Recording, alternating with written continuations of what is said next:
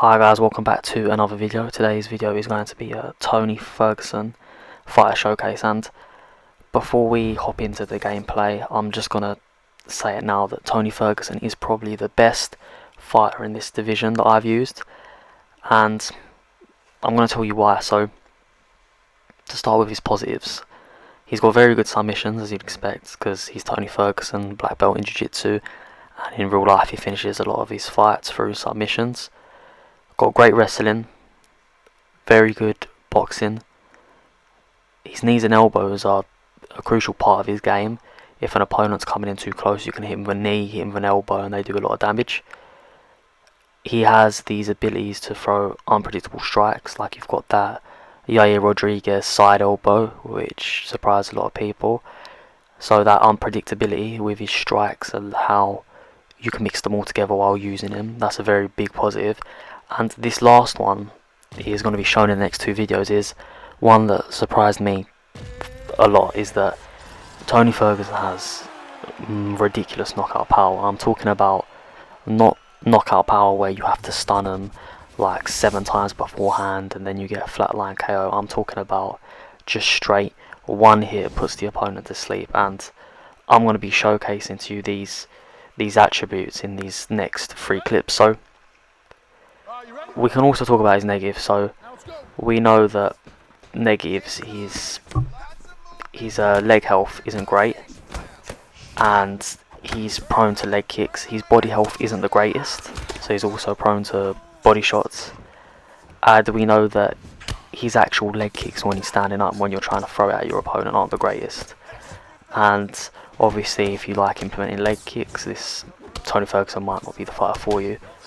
But yeah, that's a quick rundown of the positives and negatives. So looking at this gameplay now, you can see I'm fighting against Justin Gaethje, who I believe is also one of the better fighters in the lightweight division. He is a problem. I've made a video on him in the past.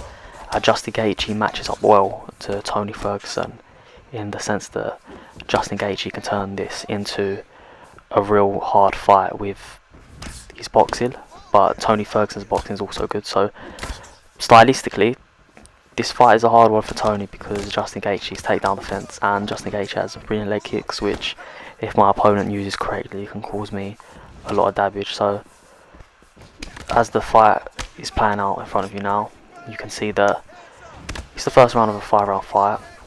We're just trying to figure each other out and, you know, try to find little patterns and how to progress. And my opponent and I, we're not trying anything with too much conviction right now. I'm just trying to see where the fight's going, and I don't want to implement my grappling because obviously it's the first round. I'm just trying to see how he is on the feet and how my opponent reacts to certain strikes that I throw. And I'm trying to push him further back in order to trap him against the fence. As you can see, I'm throwing these teep kicks to try just show that I can hit his head without having to lunge. So as you can see, he goes to strike, he misses, I hit him with a hook, and then I go with the head kick, which I didn't expect to knock him out. It goes straight past his block and flatline knocks him out. And this is what I was trying to say, in the fact that Tony has this ridiculous knockout power in his head kicks and also in his punches that you're going to see in the next gameplay. And I don't know, it just doesn't feel right to me that Tony's has this type of power, considering when you watch his fights, it's the chokes, it's the random elbows, it's the build up of strikes. It's not a one punch finish. And he's got this ability on the game that he can just knock people out, and they're vicious knockouts, and it can be with his elbows, knees, head kicks, hooks, uppercuts, any tool he has in his arsenal. And I'm fighting high level fighters. I mean, I'm in division 20 for this gameplay. I believe the opponent beforehand might have been division 19. This one now using Holloway is division 19. And if we're looking at the Justin Gaethje fight that we've just looked at, my opponent didn't take too much damage. I stunned him once, hit with a head kick, and that's it. And you're talking about a Justin Gaethje who can recover, is a very durable fighter, and he couldn't handle Tony Ferguson's power. So after that fight, that got me thinking. I mean, if Justin Gaethje is one of the better fighters in the division, how can he, if he can't take that power, then a lot of other fighters won't be able to. So I could already see that Tony Ferguson was going to be a phenomenal fight for me to use, and he's going to be very broken. And after this fight, I think you'll get the idea of why I think Tony Ferguson potentially should be nerfed, because I feel like he's too good. I mean, don't get me wrong, you can obviously beat him still if your opponent's good enough and has the right game plan, but if a good fighter uses Tony and gets used to him, it's got to be very, very hard to beat a Tony that can knock you out with anything and take you to the ground and also finish the fights there. So it's just something that I think maybe EA need to look at, maybe reduce his punching power, leg kick power, because he's coming off 2 losses in his career right now to Charles Oliveira, where he got dominated, he got wrestled, he nearly got armbarred in that first round, and Justin Gaethje absolutely ran the show with boxing. I mean, that was tough to watch, seeing Tony take that amount of damage. So maybe reduce up stats to his chin health, take down defense, maybe his ability on the ground. And in the gameplay right now, you can see that I'm fighting against a Max Holloway in the lightweight division, and my opponent's doing a very good job of using the teep kick to keep me at the range he wants. And where he was throwing the teep body kick so much, he mixed it up with the head teep kick, and that managed to rock me. So my opponent is doing a good job, and as you can see in this first round, I haven't done much damage. I'm just trying to feel out my opponent, and my opponent's doing a lot more damage to me. My opponent's clearly winning this round, and it's going towards how he wants the fight to go.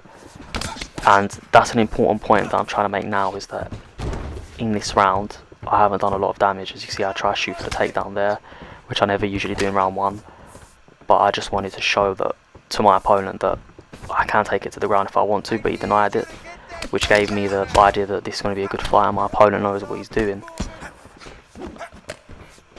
As you can see, I'm not having much luck trying to push the pace. Things aren't really going to plan. My opponent's throwing unpredictable strikes, using the teep very well, and he's mixing up to the body and the head, and I'm just trying to see if I can find any patterns. And going into this next round, I know that it's a 5-round fight. I don't want to lose too much stamina, and one big weakness is the body for Tony Ferguson. I'm trying to keep that in mind because I don't want to take too many body shots, because it's a 5-round fight, and as it goes on, my recovery will decrease and I want to still be able to throw strikes. Coming into this round, ideally I'd want the fight to go to the ground, just because my opponent was having a lot of success on the feet. However, I know how much power Tony has. I'm not overly concerned if it stays on the feet, because I know all it's going to take is my opponent to make one mistake and I can land a head kick, or I can land a big hook or uppercut, and yet because of his power I could finish the fight with just that one punch. It doesn't need to be loads of stuns, loads of knockdowns in order for me to just flatline KO my opponent.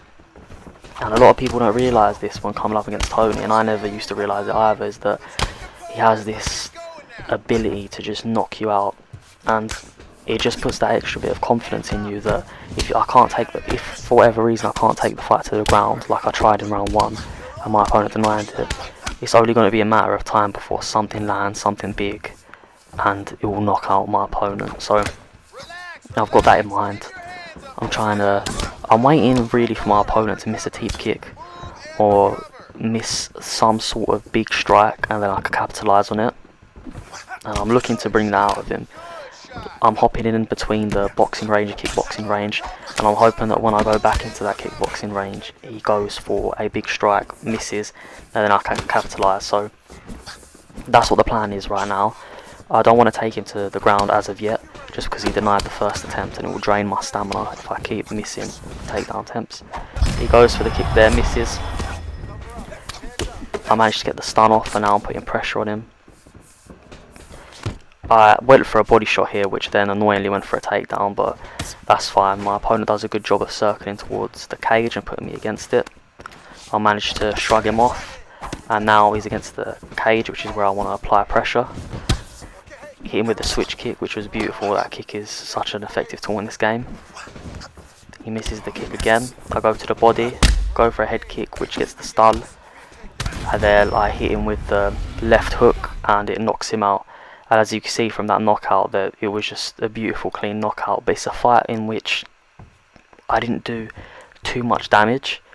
It's just the fact that I may have stunned my opponent maybe twice there, and I know that Max Holloway's head stats in the lightweight division and his chin health might not be the greatest. Obviously, lightweight, he's a 4-star fighter, but it was a fight where I was clearly losing. I was clearly not finding my rhythm well. My opponent was controlling me very well, but all it took was 1 or 2 little flash stuns, and then the left hook completely flatline knocked him out. And this is where I'm saying that the power is ridiculous, and is what I'm trying to showcase in this video, is that Tony Ferguson has this immense power. And now we're coming into this fight, which is starting at round 3, because I didn't want to show the first 2 rounds, otherwise the video would be too long. So I showed the stats at the start of this gameplay for round 1 and 2 for you guys to see how that would have been scored. And round 1 and 2 was just a little boxing exchange. I took my opponent down, and I'm fighting a creative fighter and he's a boxer, so I was keen to see how my opponent would approach this fight. Obviously he's a boxer, I was expecting him to try a box. And throughout the first and second round, which you guys didn't see, I tried to box with him, and Tony was doing a good job. Obviously I mixed in my grappling there to show that I could take my opponent to the ground if I needed to, and I've done decent enough damage in those first 2 rounds to which a lot of my strikes would stun him. And where Tony has that power, it won't take too much for me to finish the fight on the feet now. So we're on the ground and I'm trying to put in some work, trying to do some body damage and tire out my opponent. And I get to posture up here and I'm throwing some strikes. And realistically what I want to do is get my opponent in a submission. And I'm not sure how good his submission defense is, and based off how long we have left in this round, I was looking to get off a submission attempt just to see where he is and where his stamina level's at, because right now the strikes I'm throwing, they're more to tire out my opponent. I'm not looking to finish the fight in this round, but if the opportunity presents itself for a submission, I'd give it a go. I'm content being in his full guard because there's not much threat to me right here. He does a good job of getting up and out on the feet. I like throwing the teep kick with Tony. It does a lot of damage normally when it lands to the head. And my opponent's trying to pressure me here, using head movement to miss the jab. Here's the teep head kick, which, like I was saying, it does a lot of damage. I land the uppercut, breaking from the clinch. I try sneaking the elbow, which is a tool that you should use with Tony. I get the knockdown here. I land on top, and here I actually try to go for the armbar, but it wouldn't register, so my opponent gets me down, so I can't do any ground and pound. I just shoot for an armbar here. It's important to note that there's only around 30 seconds left, and to pull off an armbar successfully, you'd probably need around 50 seconds on the clock. So what I'm doing with this submission attempt is I want to see how good my opponent's submission defense is, and I want to get a good idea of whether I could submit in the next round. So the clock saves him from the submission, and going into the next round I'm very confident. Obviously I've got the knockdown. I've done enough damage now to the head where it won't take too much to knock him down, but I'm looking for the submission finish. The created fighter I'm fighting against is obviously a boxer, which means his ground game stats won't be the best. And as you can see, the teep kicks here, it's a very effective tool. Hit him with the left hook, which results in a stun. I'm throwing in the knees now to drain stamina to the body. My opponent's throwing these big strikes now to try hope for a KO or a knockdown to capitalise on them.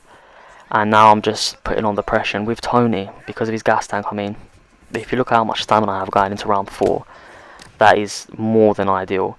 And now I can really press the fight. I can push my opponent and break him, just like Tony does in real life. And where my opponent's taken so much damage, I know that his stamina isn't going to be in the best position, and I'm just looking to unload. And the main thing is I'm trying to keep my opponent against the fence. And although my opponent's very tired, I know that he could still hit me with a big strike.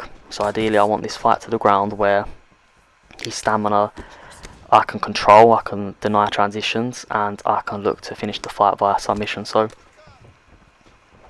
with Tony Ferguson, there's nowhere the fight can go that you won't feel comfortable. I mean, on the ground, you'll be more than comfortable, wrestling more than comfortable, and if you have to stand up, you'll be fine with the elbows, the knees, the power. I mean, the knockout power is such a big tool that I didn't even know was a thing. So I'm sure a lot of you guys watching the video wouldn't have known that Tony has this level of power. And from that exchange there, I saw my opponent's stamina was low. Shot for the single, and I done a turning takedown because they're harder to deny. Deny that transition, and here I'm really looking to go to side control and use the Kimura. But I tried to go to top mount to get the armbar, and I believe the best submission in this game is the Kimura from side control, because you can chain it really quick and it chains into the armbar. And I believe it's just got a very good finish rate, and that's what I was looking for here, but my opponent was doing a very good job of getting out. And as you see here, I have 3 chokes available, but I decided to do some work to the body, and my opponent does the right thing, which is go for half guard. I deny that transition, and I get to half guard here, and I go to side control because I know my opponent was probably pre-denying me going to side control. I get the deny here, and that's all I needed. And as you can see in the top left, my opponent has no stamina, and this submission is amazing. And with Tony Ferguson's ground game stats, even better. So I got the chain off to go into the armbar, and I knew the fight was going to be over with. So just a quick recap of everything. I think Tony Ferguson's by far the best fighter in the lightweight division. I mean, the submissions are amazing, wrestling's amazing, boxing, knees and elbows, his knockout power, and he's unpredictable. So overall, I believe he's the most versatile fighter in the division. I do think he needs a nerf because I feel like he is a bit overpowered, but well, I don't think EA will do that. So this is the Tony Okakui fight showcase. The stats are coming up for this fight here. Please like, comment and subscribe, and I'll see you next time.